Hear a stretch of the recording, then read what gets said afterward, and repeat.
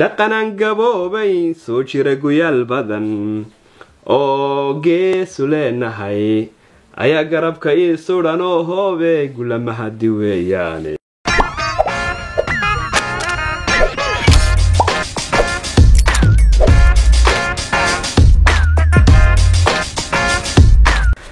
السلام عليكم ورحمة الله وبركاته أخيارته قالي قيمها إيه قدرين تبضن أدباني السلامي يوتيوب كداون سوى على دقن هذا نقول عصبته هنا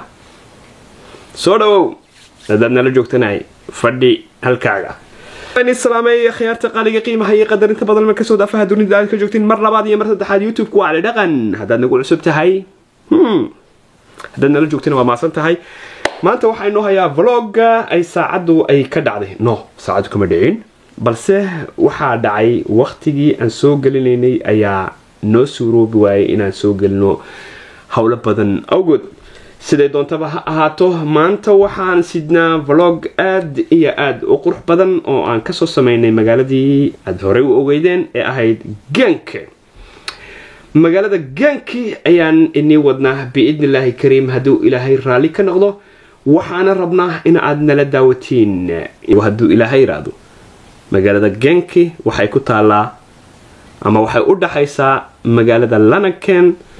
iyo magaalada Hasselt waxa laga xukumaa magaalada Hasselt ay hoos tagtaa waxaan deganin halka muddo sanad ku dhawaad ayaan inkastoo markii dambe aan u wareegi doono magaalada Hasselt sidee doontaba ha ahaato magaaladan waxay ahayd magaaladii ugu horeysay aan ku soo degnay marka aan imanay dalkan Belgiumka macnaha kama wado magaaladii ugu horeysay cagaha aan soo dhigano balse waxaan ka wadaa magaaladii ugu horeysay ee nala geeyay ama markay dawladda aan isku dheebnay ay nageeyeen ama se kaamka aan deganin ay ku taalay ma oran karo isla magaalada dhexdeeda ay ku taalay balse kaamku wuxuu ku yaalay magaalada inta u dhaxaysa magaalada Lanaken iyo Genk inta u dhaxaysa marka magaalada Lanaken deganin isla magaalada ee dalka Belgiumka xagga qaybta Falaamishka ama qaybta laga hadlo af maxaa la yiraahdo Hollandiiska laga hadlo waa magaalada xigta magaalada Maastricht afka ku haysa marka sheeko badan looma baahno balse waxaan rabaa in aan yar inta niqaado aan dhex dhigo asxaab badan oo markaa hadda daawanaysa markay arkaan way leedhici doonaan xaqiiqatan maxaa yeelay xasuus ayaa geel lagu xirgeeyaa 5 sano kadib waxa ay soo ragashay inaan isla magaalada booqdo oo ka soo sameeyo vlogan hadda aan ila hor fadhiyo hadduu ilaahay raali ka noqdo magaaladan waa halka